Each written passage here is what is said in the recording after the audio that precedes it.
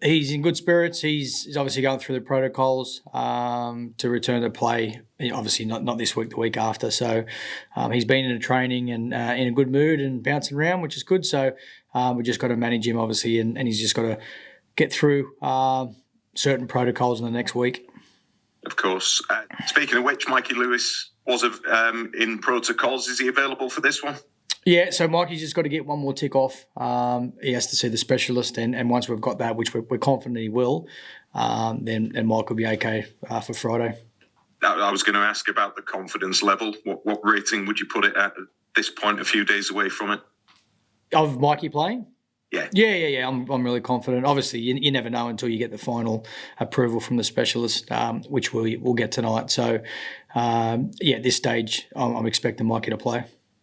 Good stuff. Any fresh injury concerns that haven't come out yet? Oh, there's a couple. Obviously, you start to get in the round sevens, and we're playing six games or whatever it is at the moment. So you've got your bumps and bruises. So we'll have to wait for one or two later on the week, which we'll look at. We'll obviously make a call later on in the week.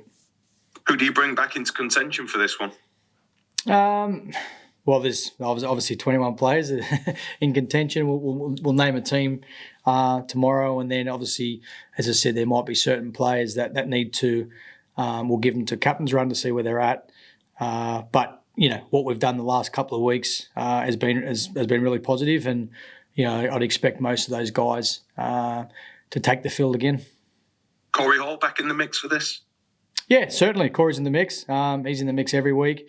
At the moment we've got some experienced sort of centres that that's why at the start of the year I wanted to give Corey an opportunity in the back row, just so he can play both positions and put himself in the frame each week, which he is.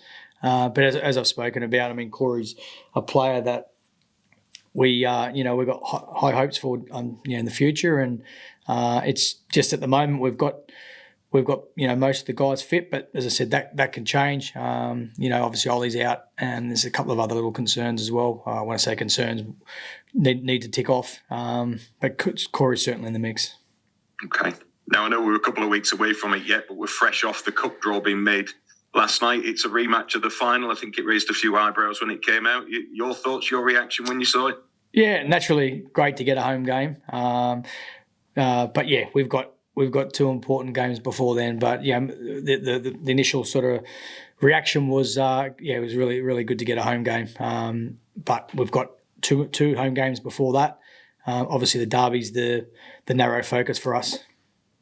It is. Let's start with that one then. The Good Friday derby. It's a traditional one, stranger to it by now. How do you see it? Yeah, really looking forward to it. It's every derby's exciting. Regardless of where teams position themselves or are on the ladder.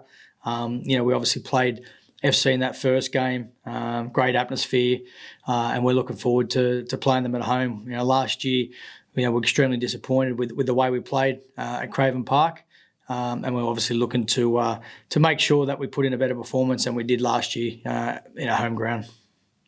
Yeah, of course. That was as we often see, though, isn't it? That how these games you can see a reversal from what many people expect. It's not just in derbies, but particularly in derby games. Yeah, I mean, derby games, anything can happen. Like regardless of the derby, and regardless of where teams position, are on the ladder. We know what FC will bring on Friday. We know that they're going to play better and improve on what they have. So we're expecting a tough encounter. I mean, the first game was that, the score ended up getting away at the end. They had a player sent off, but it was a tough physical game. So we're expecting that again, and we're looking forward to it. Yeah, but having said all that, and I appreciate professional respect comes into this, you're playing a side at a low ebb. They've conceded 50 points in the last two games. Doesn't that negate the usual cliche about form books and windows in a game like this? I wouldn't think so. I think it probably gives them more motivation to turn their season around against a team like against their rivals. I know that's what I'd be saying if we're in that position. There's no better way to turn your season around. So as I say, we know what they're going to bring, and they're going to come out hard. And they did the first round; they'll do it again. But again, what we can control is us. We've done that well the last 2 weeks. We did it extremely well last week against Salford, who are a very good team. But I just thought we managed that game and we're disciplined to stick to the plan, and we're looking to do that again on Friday. How much does it put the weight of expectation on you as the side going in with a bit of form at home and everything else? Does that just pile that expectation up on you a little bit more? Oh, we've got to embrace it if it does. If we're expected to win from the experts or the bookies or fans or whatever it may be, we need to embrace that. But I always say, pressure is a privilege. There's no doubt with both teams have got pressure on them, but it's a privilege to be in that position because it means that you can make a difference to people's lives. We can make a difference to our fans on Friday afternoon of having a really good Easter weekend or having an average one, and what a position to be in. So we look at that as a privilege, and I thought we did our fans proud. That first game, and I think we've done that the last 2 weeks, and the back end of that Warrington game, for large parts of this year. So our whole focus is, and always has been, is to make our fans proud of us, and we'll continue hopefully to do that on Friday. Yeah, what would it mean to secure that second win for your fans over the city rivals in the space of just 6 weeks? Yeah, it's. I understand what a derby's about. I've been involved in a few of them now. I knew about them before I come over, from getting messages from fans and what it was about, and then obviously you get off the plane and it's a special derby. There's no doubt about that. So for us is. Both teams want to win. We want to win. There's no hiding that. And as I said, what we want to do is put in a performance that our whole community and fan base are proud of. And if we do that, then I know it's a bit cliche, but results sort of take care of itself. And if we stick to similar sort of mindset of what we've had and worry about what we can do, then we'll be okay. But no, we're looking forward to it. Fans obviously looking forward to it. There's a good buzz around the club. So that's, it's derby week. Let's enjoy it. Yeah, how much can those fans play a part in making it as hostile as possible for this, particularly for a team struggling with form and where that question might come in about confidence if things don't go well from the outset? How big a part can they play in that atmosphere? Yeah, huge. They've played a massive part for us. Since my time here, there's no doubt. I mean, I might be biased, but our fan base is the best in the league. And I've heard opposition teams talk about our fan base and how vocal they are and passionate they are. So it's not just me, but there's no doubt in the world. I believe that we've got, a loyal fan base. They will stick solid when things are going, aren't going so well. But we want them on Friday to be vocal. We want it to be hostile.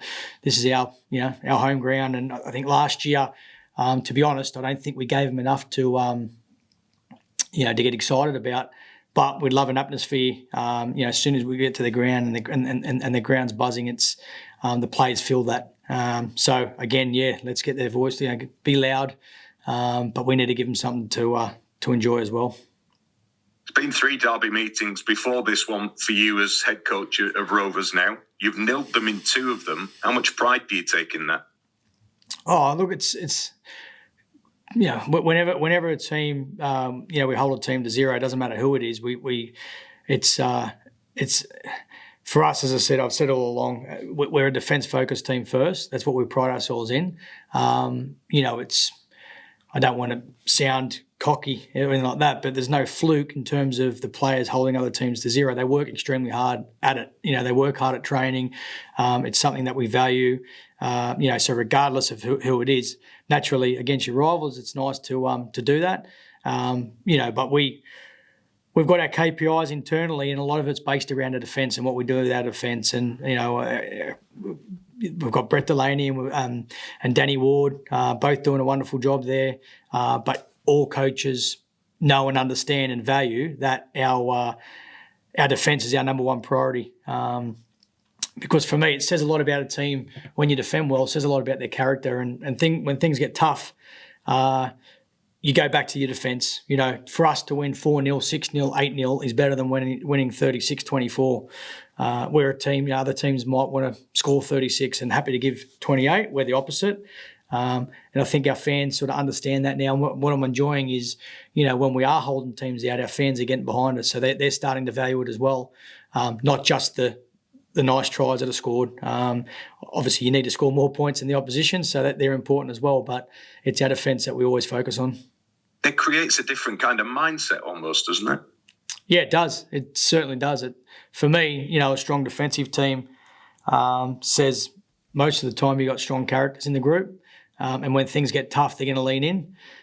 So that's what we're going to pride ourselves on. And, while I'm at the club, that's what we'll always focus on. Number one is our defence. And as I said, credit goes to our coaches who are doing a great job in that area. But most importantly, the credit goes to the players. They're the ones that action it and do it. And when they're under the pump, they keep working hard for each other. And that's the biggest, rap that I want to give our team is that we are a connected team. And I think you can see that by the way we defend. And what I want to have is, doesn't matter who comes into the team, that we defend a certain way.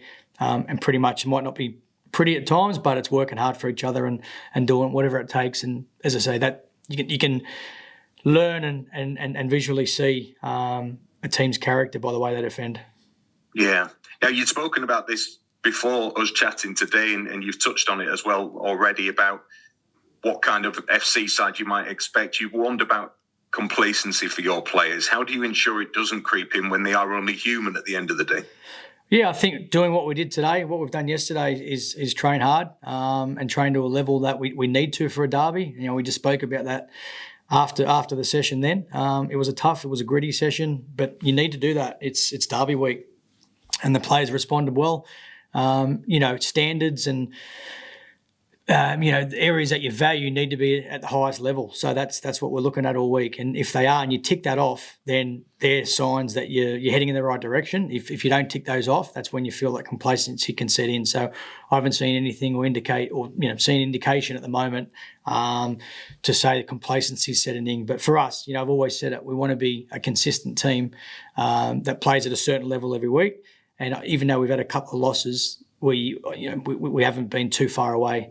Our best and worst hasn't been a massive gap. So we just need to stay consistent with that, and then results take care of itself then. Yeah, of course. Now, one man who knew a thing or two about the rivalry and derby matches was Phil Lowe. You held the minute silence last Friday, but just wondering, do the club plan to honour him ahead of this one in some other way, given his connections to a game like this? Yeah, absolutely. There's going to be a whole range of different things that we're going to be celebrating, Phil.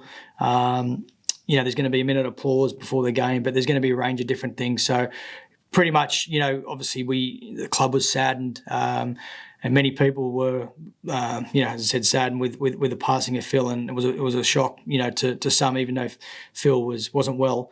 But this week's going to be more celebrating his life and reflecting on all the positive and what he did for the club. I've learnt more and more over the past week of what Phil was about as a player, but more importantly as a person. And I've heard some great stories and funny stories around his time in Australia as well. But it's a sad time for the club. But we're going to celebrate his life this week. We're getting Andy and Andy's son, who's Phil's son, in for our captain's run. He's going to spend the day with us and the morning with us. Obviously talk about his father and the impact he had on the club and just what the derby meant to him. But just talk mainly around Phil as a person and what he was like as a dad, and just it's going to be a special time. We don't want it to be, when I say emotional, it's emotional. Obviously the passing of Phil, but we want to celebrate his life and all the good things he did for the place, and he's going to be remembered fondly at this place forever. Absolutely, and deservedly so. And our thoughts with everyone at the club as well, following Phil's passing. Just, you said the things you've learned as a person and his connection to the club. What's the biggest thing you learned? What's the biggest thing you picked up on that put a smile on your face or just got you thinking about it? Yeah, I mean, the funny stories was around the Stain Hotel. I think he lived upstairs and he'd go downstairs and meet his mates and some of the stories that happened in there. But in terms of, what he was about, for me, he was a whole KR man through and through. He was what this club was about. I know there's a few others who you can speak about in the same level. But he was one of the best back rowers in the competition. Sorry, in the world. Obviously played at the highest level for many years, 400 odd games, but just a quality person. I think from hearing people talk about him, Bonesy, who's our kit man, Mike Smith, our president, just talking about the quality person that he was. Neil Hudgell, obviously very, very close with him, and Neil shares some nice stories. But I think the thing I love about our club is the people that we've got involved. We've got quality people involved, and that's it's obviously stemmed from a long way back from Phil's days. And I think what we need to do is keep that instilled in the club. You can have good players and win competitions, and that's what we aim to do. But you only do that with good people. And people talk about culture. What's culture? Well, for me, culture is about having the right people in the place. And in Phil's time, obviously he was a big driver of that, and big driver of the culture. And I think we're just trying to maintain what he started. What will it mean for you to coach and for the players to play and honour his memory in a whole derby? Yeah, it'll be obviously what the message I want to be giving to the players, and we've already spoken about, is go and play to a level of, or go be KR, because as I said before, in Phil's era, KR were arguably the best team in the world at the time. They had some quality players, but what they did is they worked hard for each other. There was a high level of, they competed hard every week. They were tough, they were physical. So all those words is what we sort of want to be this week against, our rivals. So I think, again, it just comes back to being what we've done, or sticking to what we've done the last couple of weeks, and not trying to go out to be someone else or to play a different style. Stick to what we know and what's worked. And as I said, that's what Phil was about, wasn't he? Yeah. Well said, Willie. Thanks for your time. Go well. Cheers. Thank you. Willie, how are you? All right, mate. Yourself, mate? Not bad. Just a quick one from me. I think Mike's covered most of it. But on Friday, one of your first messages, as Mike said, was it's a real sign this week of the character and that mentality that you've been trapped with still, not like a complacent mindset come in. And I know you'll have been driving that, but have the players been driving that too with their words and their actions so far this week? Yeah, absolutely. I mean, they drive it more than what I do, and that's what you want. You want your players. Your players are the ones at the end of the day that set the culture, and your players at the end of the day that set the standards that you live by every day. And there's none better than our captain, Elliot Minchella, who drives that every day. So the players understand the importance of this game, and the players also understand the level that we need to be at. And as we said, the discipline to stick to what we've been doing is, like to be consistent. It takes some discipline to do what we're doing every week, because you can easily go off script and get bored of it and try other things. But the players are driving those messages this week and saying all the right things. But more importantly, they're actioning it with the session we just had. We had a quality session then, and again, it's all player driven. I think you said before the season that beyond the Challenge Cup final, the derby, the loss at home to Craven Park was actually the hardest defeat, and was very close actually to the Challenge Cup one. Can you just explain why that loss was as difficult to stomach as you found it? Yeah, it was actually, to be honest, as I said, it was probably worse than the Challenge Cup. And the reason why I say that was because we know the importance of a derby game. And as I said before, we didn't reach anywhere near the levels of a KR side. We went away, and if you have a look at the way we played in that game, and then you look at, I suppose, the team that sort of played earlier on in that year when we won 40-0, or the team that played at the start of this year, they were different teams that looked like different teams. And yeah, there was some different personnel, but in terms of the areas that we value, we didn't value that day. And that's what makes a really, really good team, or a great team, is that you're consistent with the areas that you value every day. So for us, we went away from that. And that's what I found difficult, because, we've been beaten twice this year. Although we weren't at our best at Salford, far from our best, we still competed hard, and we still valued most of the areas that we that we pride ourselves on, and the same was for Warrington. But there was probably some moments in both those games that we take back. There were some individual errors at play the balls. That's not choice-based. Yeah, at times you need to concentrate and all that sort of stuff, but anything that's choice-based, we know the standards that we want to be at, and we weren't at that day. So, as I said, we want a team that our community are proud of, and not that they were vocal about it, but they would have gone away going, oh, that wasn't a KR performance today. So that's probably the reason why that is the reason why personally I wasn't happy with that. And where the Challenge Cup, there was a lot of heart and there was a lot of effort, and we competed right to the end there.